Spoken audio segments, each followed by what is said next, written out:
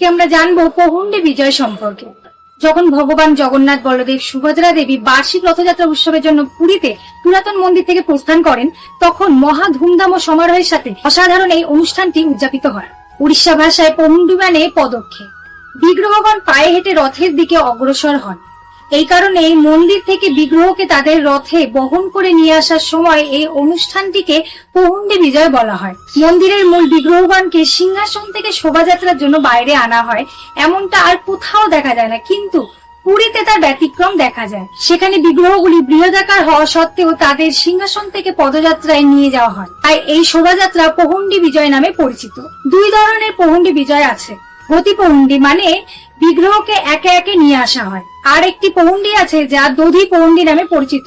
এই পহুন্ডিতে বিগ্রহগণ সারিবদ্ধভাবে একে একে আসতে থাকে। প্রথমে সুদর্শনের বিগ্রহ যান, তারপরে বলদেব ও সুভদ্রার, এবং তারপরে শ্রী শ্রী জগন্নাথ